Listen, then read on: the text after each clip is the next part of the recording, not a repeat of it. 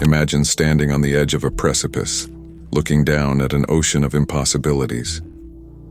You're filled with an overwhelming desire to jump, yet you know the fall will bring nothing but pain. And yet, you hesitate. You lean forward. You long for the plunge. This is the paradox of unrequited love, the feeling of being drawn to someone who can never, or will never, feel the same way. It's a dynamic that has captivated the human experience for centuries. It's painful, it's tragic, yet it's often irresistible. We've all been there, haven't we?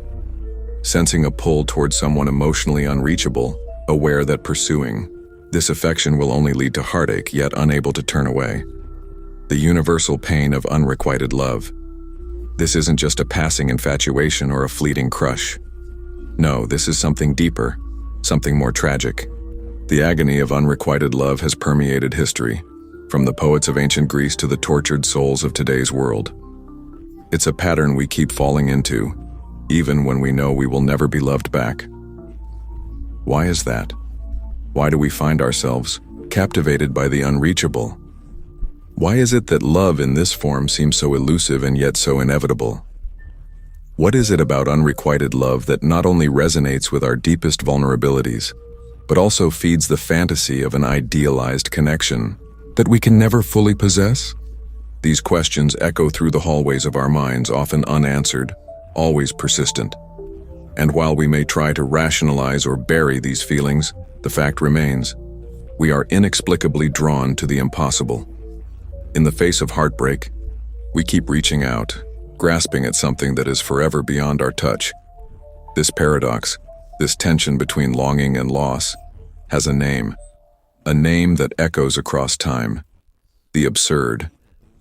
And it was the philosopher Albert Camus who most poignantly explored this in his work. Camus understood that life, at its core, is a contradiction. It offers us no definitive answers, no guaranteed fulfillment. In his philosophical masterpiece, The Myth of Sisyphus, he argued that life is fundamentally absurd because it doesn't provide us with any inherent meaning. Yet we continue to seek meaning regardless. But why? Why do we pursue meaning in a world that offers none? Why do we fall in love with people who will never love us back, even though we know the outcome? The answer, as Camus suggests, may lie in the very absurdity of the pursuit itself.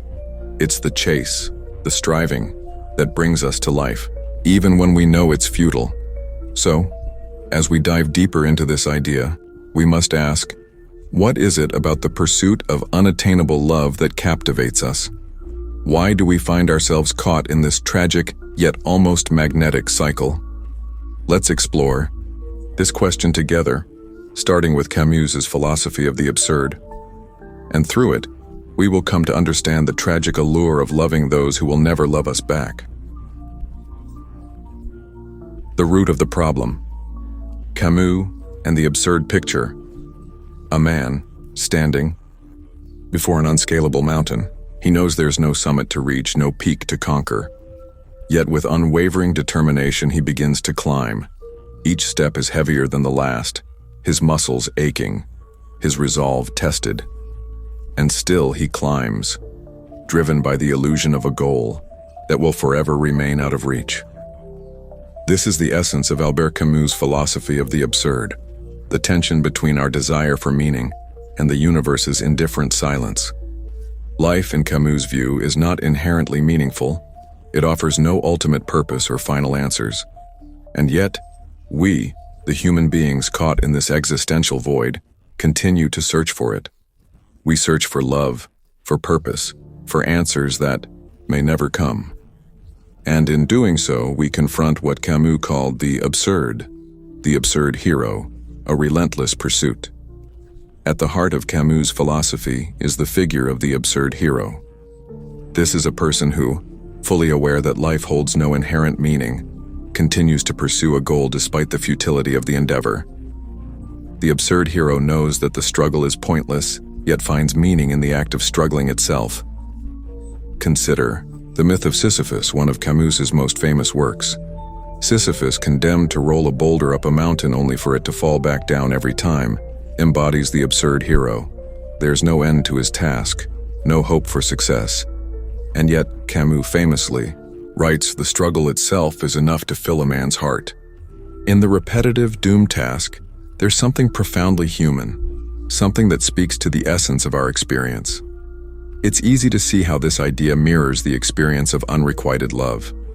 We fall for someone who will never love us back, and in doing so, we are like Sisyphus, pushing our emotional boulder up a mountain that we know will never peak.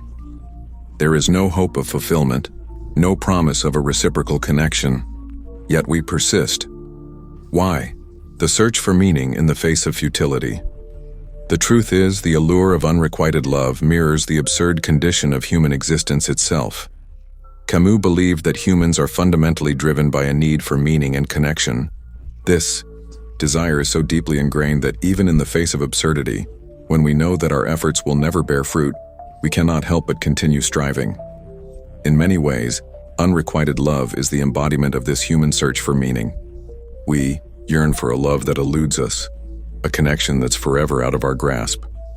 But much like Sisyphus, the pursuit itself becomes the meaning. The chase, the hope, the fantasy, all of these offer temporary fulfillment, even as we know the end result will never match our desires. What's more, there's something uniquely painful and beautiful about this type of pursuit. It allows us to project all our desires, fantasies, and hopes onto someone who, by their very nature, cannot reciprocate them. In this way, unrequited love becomes a space for us to explore our deepest emotions without the risk of facing the truth. The person we love can remain perfect, untarnished by the complexities of reality, while we project our fantasies onto them. Camus and the embrace of the absurd. But Camus doesn't leave us in despair. His philosophy offers a strange kind of freedom. He doesn't ask us to stop searching for meaning, rather, he invites us to accept that meaning may never come. The very recognition of life's absurdity can offer us a path to freedom. By acknowledging that we will never conquer the mountain, we can learn to embrace the climb itself, to find joy in the struggle rather than the success. In the context of unrequited love, this means understanding that the pain and longing we experience are not signs of failure, but rather integral parts of the human experience. We are not broken for loving someone who will never love us back. Instead, we are participating in the absurdity of existence, where our desires, no matter how impossible, still hold meaning, simply because we continue to pursue them. A paradoxical liberation. In this sense, unrequited love can be seen as a microcosm of the absurd. We love because we must. We love because, despite everything, we can't help ourselves. And in that very love, however painful or unattainable, we find a strange kind of liberation. It's in the realization that the pursuit is what matters, not the fulfillment. Camus teaches us that meaning can be found not in the object of our desire, but in the act of desiring itself. And so, our hearts ache not because we are foolish for loving someone who cannot love us, but because we are alive, grappling with the fundamental absurdity of existence. Psychological insights. Why we fall for the unattainable. Imagine you're at a party surrounded by people, yet your eyes keep drifting toward one person in the room. They haven't even noticed you, but every glance you steal feels charged with possibility. There's an undeniable thrill in it, this unspoken connection, this pursuit of something that you know might never come to fruition. You're hooked, and the feeling of desire only intensifies the more distant they remain. Why is this so compelling? Why do we chase after something that we know we can't have? And why does the unattainable feel so irresistible? To answer these questions, we need to turn to psychology, specifically to the way our minds are wired to experience attraction, desire, and connection. The answers may lie in deep-seated cognitive and emotional processes that have shaped us over centuries of evolution. The psychology of attachment. The roots of desire. At the core of our attraction to the unattainable lies something called attachment theory. Developed by psychologist John Bowlby, attachment theory suggests that our early relationships, especially with caregivers, shape how we approach love and relationships throughout our lives. We form deep psychological bonds or attachments to people based on early experiences. These bonds are crucial for our emotional development, and the way we form these attachments can heavily influence who we're drawn to in adulthood. For some, these early experiences create a pattern of anxious attachment, a state where we crave love and approval, but are uncertain of our ability to receive it. These individuals may find themselves gravitating toward relationships where affection feels uncertain or unpredictable. The unattainable person in this sense becomes the perfect target for their longing. The more distant or unavailable they are, the more intense the desire becomes. The fear of abandonment. Why we long for what we can't have. Closely related to attachment theory is the concept of fear of abandonment. This fear can create a deep sense of longing for love that is always just out of reach. In many ways, the unattainable person embodies the very thing that we most fear losing: love itself. Psychologist Mary Ainsworth's research on attachment revealed that individuals who experience inconsistent or absent love in childhood may carry a heightened fear of abandonment into adulthood. This fear can manifest in relationships where they chase after partners who are emotionally unavailable or indifferent. This creates a dynamic where love feels both elusive and crucial. The unattainable person becomes the object of their longing. Because they are not just distant, they represent an emotional need that has never truly been satisfied. The pursuit then becomes a way of seeking to fill that emotional void. Idealization. The power of fantasy. Another psychological force at play is idealization, the tendency to project our desires and fantasies onto the object of our affection. When we fall for someone who cannot love us back, we often elevate them to an almost mythical status. This process is driven by our need to idealize and romanticize what we cannot have. Freud famously argued that much of human desire is rooted in repressed wishes and fantasies. When we fall for the unattainable, we are not just attracted to the person as they are. We are attracted to the idea of them, to the perfect version of them that we create in our minds. The person becomes a blank canvas for our desires, an idealized figure who represents everything we long for in love, yet can never truly fulfill. The thrill of the chase, why we love the pursuit. But desire isn't just about the person. We are also drawn to the act of pursuit itself.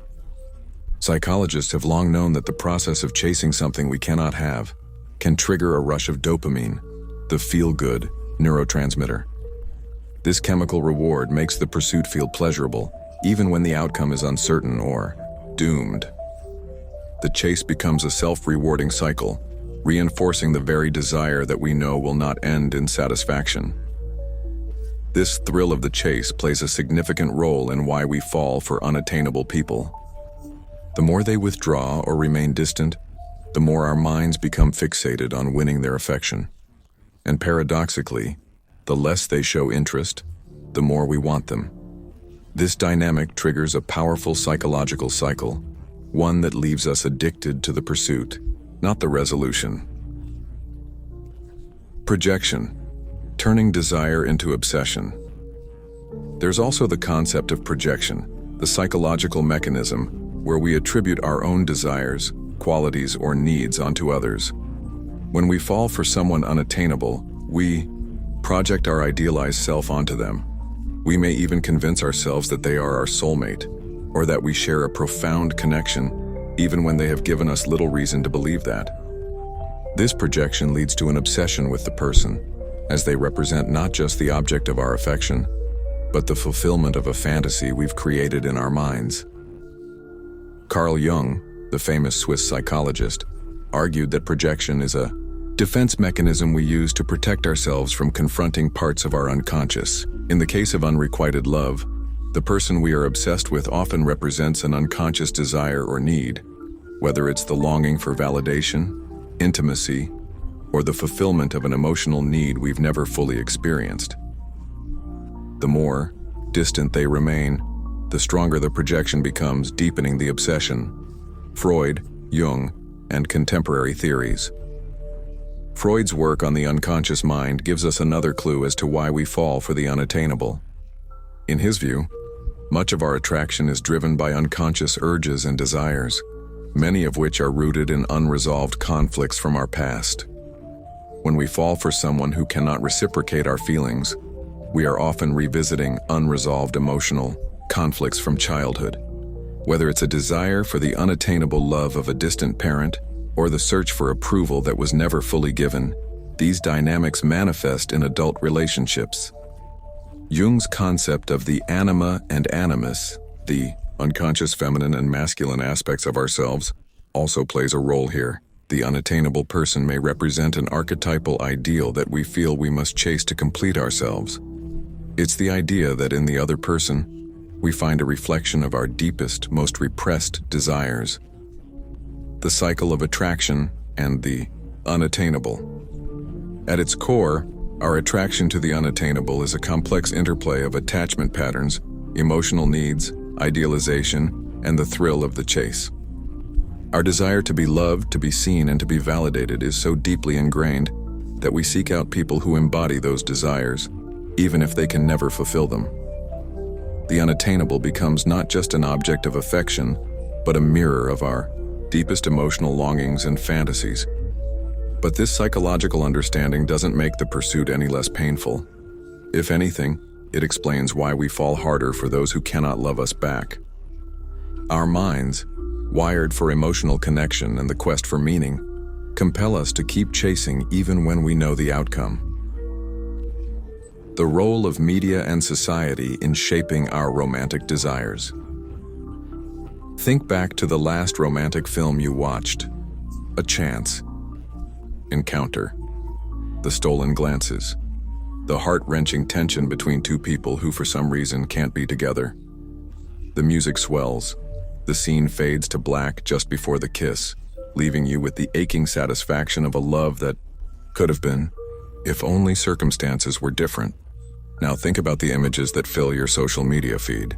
Pictures of couples holding hands, smiling under sunlit skies, living out a seemingly perfect romance. The dream of unattainable love isn't just confined to Hollywood. It's woven into the very fabric of our digital lives. This narrative, this dream of perfect love, is so pervasive that it feels almost inevitable. But what is it doing to our perceptions of love and relationships? And why does this idealized, often unattainable form of love continue to captivate us? The illusion of perfect love. In the modern era, the concept of unattainable love has found new dimensions through the lens of mass media. Films, television shows, and advertisements have long promoted a romanticized version of love that is often far removed from reality. From classic tales like Romeo and Juliet to modern blockbuster hits such as The Notebook, love stories presented on screen rarely involve mundane or imperfect realities. Instead, they deliver a narrative where love is always intense, always destined to triumph, and often unattainable in some form. Whether it's due to societal constraints, the forbidden nature of the relationship, or a tragic flaw in one of the lovers. These stories are designed to captivate us, to evoke emotions of longing and desire, and ultimately to reinforce the notion that true love is something extraordinary, something worth pursuing no matter the cost. But what happens when this perfect love is projected onto real-life relationships? The influence of social media. A facade of perfection enters social media. Platforms like Instagram, TikTok, and Facebook have amplified this trend, making unattainable love seem not only possible but necessary. Scroll through any influencer's feed, and you're likely to see curated images of flawless relationships, couples traveling the world, smiling at sunsets, or celebrating milestone moments. In a world where everything is carefully edited and filtered, social media serves as a digital dreamscape, an escape from the messy and often imperfect nature of real relationships. The images we consume daily create an unrealistic standard, one where love must look a certain way, feel a certain way, and exist in a certain form. On social media, we are bombarded with the idealized version of love, which is often so far removed from reality that it fosters feelings of inadequacy in those who compare their own relationships to these highly stylized depictions. The more we see these representations, the more we begin to internalize them as the normal standard for love. But this doesn't stop there. Social media often constructs unattainable beauty standards as well, making it seem as though only those who fit a narrow idealized image are worthy of romantic affection. Romanticization of unattainable relationships. But what is it about unattainable love that captivates us so deeply? Why do we keep chasing after the seemingly impossible? Much of this can be traced back to the way the media encourages us to romanticize difficult or doomed relationships. Movies, TV shows, and social media influencers portray unattainable love as something beautiful, something worth the pain and struggle. Think about the tortured love interests in classic literature, or the tragic heroes and heroines in modern films. Their relationships are often marked by separation, sacrifice, or misunderstanding. Yet these same stories invite us to admire and aspire to that love, to wish for a similar kind of passion in our own lives. This romanticization creates a cycle where we not only accept unattainable love, but crave it. We are conditioned to believe that the deeper the struggle, the greater the reward. The pursuit of an idealized love story becomes more compelling than the pursuit of a relationship that might be messy, imperfect, or grounded in reality. In this world, emotional turmoil is often equated with love itself, the disconnect between media and reality. But here lies the problem. The disconnect between the media portrayal of love and the realities of human relationships is stark. Research in psychology and human behavior shows that idealized portrayals of relationships can lead to unrealistic expectations. A study from the University of Michigan found that exposure to idealized media portrayals of love can lead to feelings of dissatisfaction in real relationships. People begin to believe that love should always be dramatic, overwhelming, and effortless, when in reality, the most fulfilling relationships often involve compromise, communication, and mutual understanding, not constant passion or conflict. Moreover, this disconnect is even more pronounced when we turn our gaze inward. People may start to feel that their own desires for love are somehow incomplete, flawed, or inferior, because they do not align with the perfect romances they see on their screens. In essence, the media reinforces a grass is greener mentality, where no relationship feels good enough, no love is intense enough, and no partner is perfect enough. And thus we are left chasing after something that can never fully exist, the perfect, unattainable love. The psychological impact, expectation versus reality. The consequences of this media-driven narrative are profound. Psychologists warn that when we compare our real-life relationships to these distorted, idealized depictions, we set ourselves up for disappointment. Studies show that people who hold idealized views of love are more likely to experience relationship dissatisfaction and higher levels of anxiety. The constant chase for an ideal partner, fueled by media portrayals, may leave us with a constant sense of longing, rather than a sense of fulfillment. But the problem extends beyond personal relationships. This media-induced narrative also shapes how we view society as a whole. It cultivates a distorted view of intimacy, one that privileges perfection over authenticity and external validation over emotional connection. In a world that celebrates unattainable love, it becomes increasingly difficult to cultivate real, honest connections that may not be as dramatic or glamorous, but are, in their own way, much more fulfilling. The paradox of desire. Why we crave what we can't have. Imagine walking past a beautiful, ripe fruit hanging from a tree. It's the most vibrant thing you've ever seen, almost glowing in the sunlight. You can see its perfect color, feel its potential sweetness in your mouth, but then you notice the sign that says, "Do not touch." Instantly, the desire to taste it intensifies. The mere fact that it's off limits makes it that much more tempting. The question is, why? Why does something become so much more desirable when we can't have it? This paradox is at the heart of human desire, and it sheds light on why we often fall in love with people who will never love us back. The more distant, forbidden, or unattainable the object of our affection, the stronger our urge to pursue it. But what's driving this? Why do we crave what we cannot possess? The psychology of scarcity, the value of the unavailable. One of the driving forces behind this paradox is the concept of scarcity. Simply put, when something is in limited supply or feels out of our reach, it becomes infinitely more valuable in our eyes. This principle has been explored in psychology for decades. The scarcity principle suggests that the less available something is, the more we desire it. It's a cognitive bias that has been hardwired into our brains as a survival mechanism. In ancient times, when resources were scarce, the human brain evolved to prioritize the things that were harder to obtain. This ensured that we didn't waste energy on things that were readily available, but instead focused on the rare and valuable. In modern relationships, this plays out in the form of attraction to people who are emotionally unavailable or uninterested. When someone is distant, indifferent, or unattainable, our minds automatically elevate them in importance. The lack of access to their affection makes them more alluring. We feel the need to possess this unattainable love, convinced that if we can just win them over, we will have conquered something rare and valuable.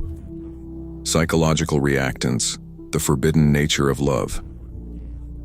Another powerful psychological concept at play here is psychological reactance. Reactance occurs when we perceive that our freedom to choose is being restricted, and we respond by wanting the restricted thing even more.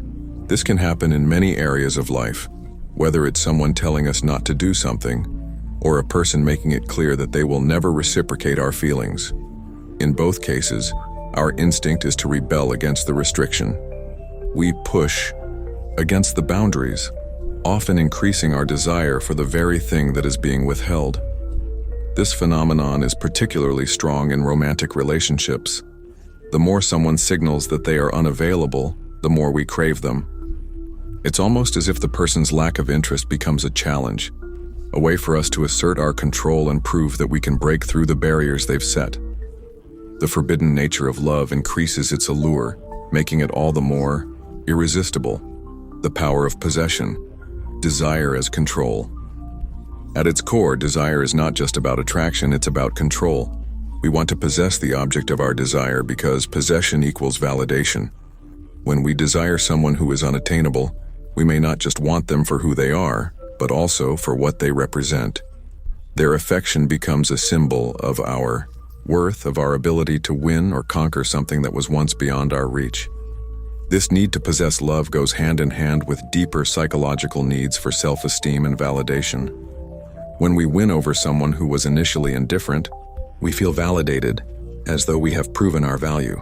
This dynamic often plays out in unrequited love, where the desire for the person is linked less to the actual connection and more to the act of winning them over as a form of validation.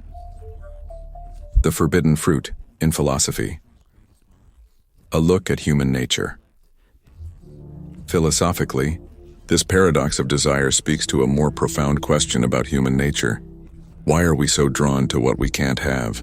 The French philosopher Jean-Paul Sartre suggested that human beings are constantly striving to overcome nothingness, and in doing so, we create our own desires.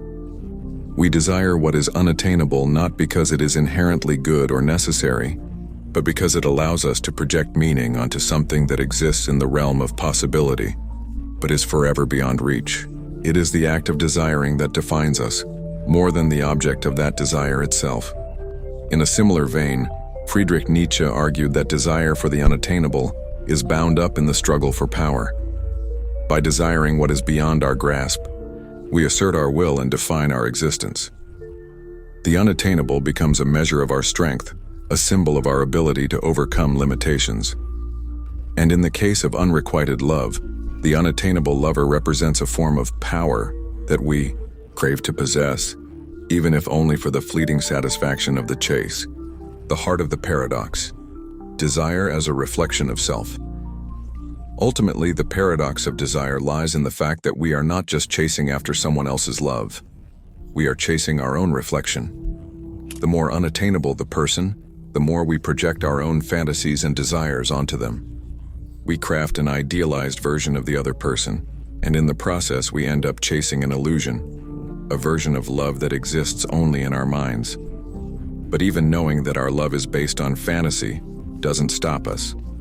Instead, it deepens the desire. In this paradox, the more we are pushed away, the more we long to be close.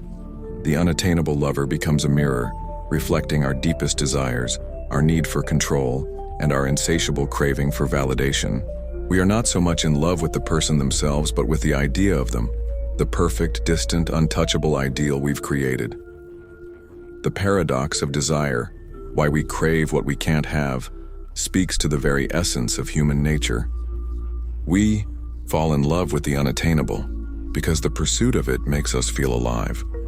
The chase becomes more fulfilling than the catch, and in that pursuit, we define our own sense of self. Love, in this sense, becomes less about the object of our affection and more about the internal process of yearning. In the end, we realize that unattainable love is not meant to be won, it is meant to be desired. The craving itself is what fuels us, and the moment we attain the object of our desire is often the moment we lose interest. The paradox of desire teaches us that it is not the destination that matters, but the journey. Real-world consequences. The emotional toll of unrequited love. Imagine lying awake at night, the weight of unreciprocated love pressing down on your chest. You feel the ache deep inside, an emotional wound that never quite heals no matter how much time passes. You replay every interaction, wondering what went wrong, what you missed, or if you could have done something differently. This is the emotional toll of falling in love with someone who cannot or will not love you back. At first, it might feel like a fleeting feeling, a passing infatuation.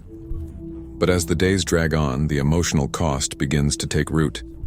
The loneliness creeps in, the doubt, the despair. Unrequited love may feel almost inevitable, a universal human experience, but its impact on our mental and emotional well-being can be devastating. It's not just a fleeting sorrow, it's an emotional earthquake that shifts the very foundations of how we view ourselves and the world around us. The emotional cost, loneliness, inadequacy, and despair. The pain of unrequited love often manifests itself in feelings of loneliness and isolation. Even though we may be surrounded by people, we feel disconnected. The person we desire is emotionally unavailable, and in turn, we feel emotionally abandoned. This type of isolation isn't just physical, it's profound and internal. The person we long for becomes a constant presence in our minds, amplifying our loneliness by making us feel as though we're reaching out for something just beyond our grasp. At the same time, unrequited love leads to feelings of inadequacy. We begin to question our worth. Why don't they love us? What's wrong with us? These thoughts don't just stop at moments of sadness, they become internalized. We can start to feel like we're not worthy of love, or that we are somehow broken or incomplete. Psychological research has shown that unreciprocated affection often leads to a dip in self-esteem. The rejection becomes not just an emotional event, it's an identity-shaping experience. This cycle of longing, doubt, and rejection can also lead to despair. We feel trapped in a relationship dynamic that doesn't exist, consumed by feelings of helplessness and hopelessness. It's as if we are constantly reaching out for something we'll never touch. And over time, this despair can erode our sense of self-worth, leading us to believe that love is something elusive, unattainable, or conditional. Psychological studies, the impact on mental health. Studies show that unrequited love can lead to serious emotional and mental health issues. A study by researchers at the University of California found that people who experience one-sided affection are more likely to suffer from depression, anxiety, and low self-esteem. This is because unrequited love often creates a feeling of powerlessness. We desire someone who doesn't reciprocate, and this unbalanced emotional investment leads to cognitive dissonance, a state of mental discomfort that arises from the conflict between our desires and reality. Moreover, research from the University of Texas suggests that people in unrequited love often experience rumination, a repetitive cycle of overthinking. They replay every moment with the person in their minds, analyzing every word, every look, and every gesture. This kind of mental fixation can deepen the emotional pain, creating a cycle where the more we dwell on unreciprocated love, the more it chips away at our mental well-being. The social and relational impacts. The consequences of unrequited love don't just stop at the individual level, they extend to our social and relational lives as well. When we are caught in a one-sided emotional dynamic, it can affect the way we interact with others. Emotional dependence becomes a significant issue. We may develop a preoccupation with the object of our affection, prioritizing them above all else. This can distort our ability to form healthy relationships with others, as we are stuck in a cycle of longing for someone who doesn't feel the same. Additionally, unreciprocated love can create barriers to intimacy in future relationships. The lingering pain of rejection can lead us to close ourselves off from new connections, too afraid to expose ourselves to further hurt. We might become overly cautious or worse, emotionally unavailable to others because we are still holding on to the unattainable. This emotional blockade creates a toxic pattern. We become emotionally invested in relationships that have no future, while simultaneously building walls around the possibility of a healthy, mutual connection. The fear of repeating the cycle of unreciprocated love leads us to distance ourselves from the potential for real intimacy. Anecdotes. Real-life impact. Let's consider Sarah, a young woman who fell in love with a close friend. Over time, her feelings deepened, but the affection was never reciprocated. Despite knowing her friend was not interested, she continued to hope, each day becoming more emotionally consumed by the idea of winning his love. She spent years caught in the cycle of emotional dependence, constantly seeking his approval, and each time he rejected her, she felt a little more shattered. Eventually, Sarah began to avoid other friendships and romantic relationships, convinced that she would never find someone who could love her the way she loved him. The emotional cost of unrequited love left her disconnected from her own life and isolated from potential sources of joy. Sarah's story is not unique. People who experience unrequited love often report a sense of personal stagnation, the feeling that they are emotionally stuck, unable to move forward with their lives. This emotional paralysis becomes a defining feature of their relationships, making it difficult to break free from the cycle of longing, regret, and self-doubt. Breaking the cycle. Hope for healing. While the emotional toll of unrequited love can be profound, it's important to note that it is not an experience that defines us.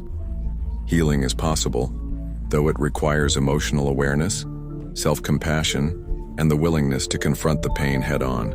Releasing ourselves from the grip of unattainable affection can lead to a new sense of freedom, one where self-worth is no longer determined by someone else's love. However, this process often takes time. Therapy, emotional support, and introspection can help individuals process their feelings of inadequacy and self-doubt. It is also essential to understand that the love we long for does not define our worth as individuals. By accepting the pain and learning to love ourselves, we can break the cycle of emotional dependence and move toward healthier, more fulfilling relationships. Breaking the cycle. Can we ever stop falling for the unattainable? Imagine standing on the edge of a cliff looking out over the vast expanse of the unknown. You've spent years walking toward this precipice, driven by an unshakable desire. But now for the first time you stop, you turn around. You realize that the chase was never about reaching the other side. It was always about the journey itself. The mountain was never meant to be climbed. It was meant to teach you something about yourself. This is the first step in breaking the cycle of falling in love with the unattainable. Awareness. Acknowledging the pattern, understanding its roots, and recognizing the toll it has taken on your life is the beginning of the healing process. Self-awareness. The key to change. To stop falling for the unattainable, we must first understand why we are drawn to it. Self-awareness is crucial in this process. The psychological concept of self-reflection allows us to identify the emotional triggers, childhood patterns, and attachment styles that shape our romantic inclinations. Through this understanding, we can begin to make conscious decisions about the relationships we pursue, recognizing when we are idealizing someone or chasing after an illusion. For example, individuals with an anxious attachment style may feel drawn to emotionally unavailable partners because of their childhood experiences of inconsistent care. By identifying this pattern, we can work to shift our behavior, focusing on relationships that are grounded in mutual affection and emotional reciprocity, rather than chasing the thrill of the unattainable. Emotional regulation. Learning to manage. Longing. Once we recognize the pattern, the next step is learning how to regulate the emotions that drive us toward the unattainable. This involves understanding the emotional pain that accompanies unrequited love and developing healthier ways to cope with it. Emotional regulation techniques, such as mindfulness, self-compassion, and cognitive reframing, help us reframe our desires, shifting from a fixation on someone who cannot love us to self-love and self-acceptance. Philosophers like Camus suggest that embracing the absurdity of life, accepting that some things are beyond our control, can bring profound peace. In the EI context of love, this means accepting the limitations of our desires and understanding that not every emotional craving must be fulfilled by another person. By accepting the inherent uncertainty and impermanence of love, we free ourselves from the need for perfection in our relationships. Cultivating healthy relationships.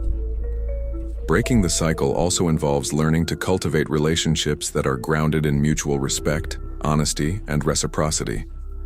When we stop seeking out the unattainable, we create space for love that is real, tangible, and fulfilling. These relationships may not be as thrilling or dramatic as the ones we've fantasized about, but they provide the emotional security and depth that unrequited love never could.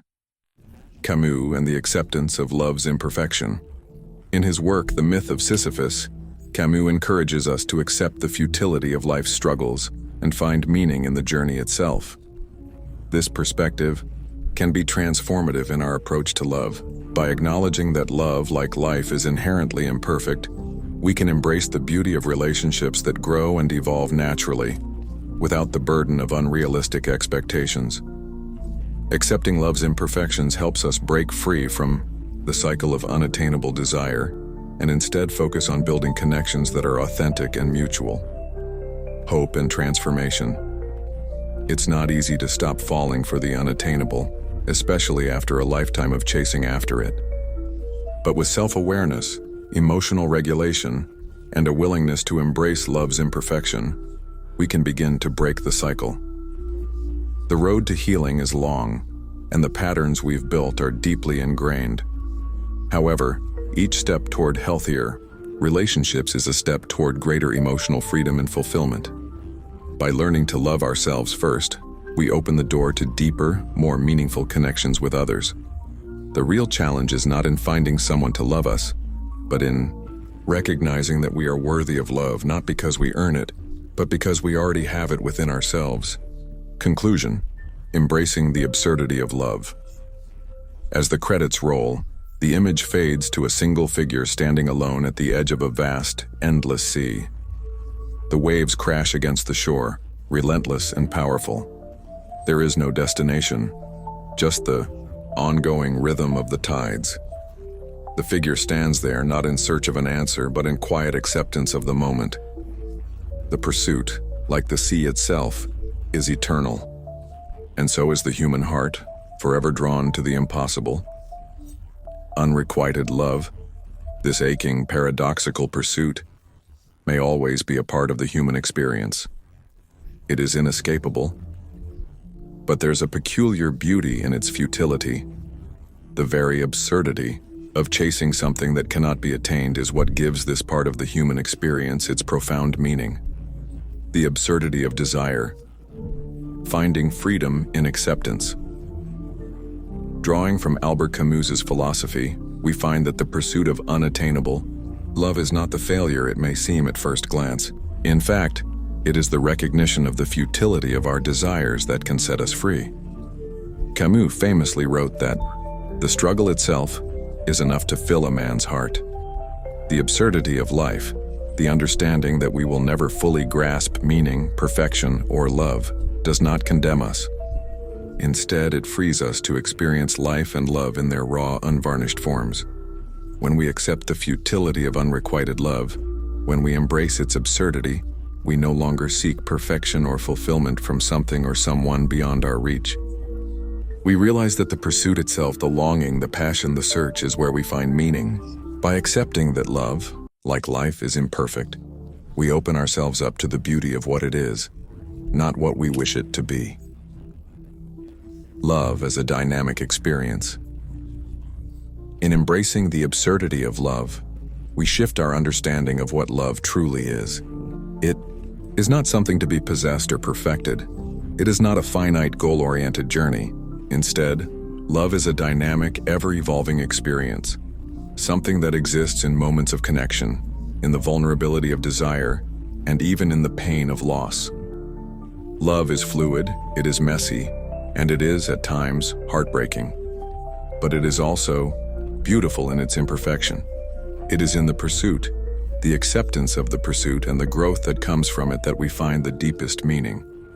Love, in all its forms, is part of the human condition. The romantic ideals we chase, the people we long for, and the desires that feel unattainable are all reflections of our inherent drive to connect, to seek meaning, and to feel understood. Even in the face of rejection or unreciprocated affection, love teaches us something profound about ourselves and the world around us. It teaches us to be present, to accept our flaws, and to cherish what we have, rather than lamenting what is out of our reach. A call to embrace love's fullness.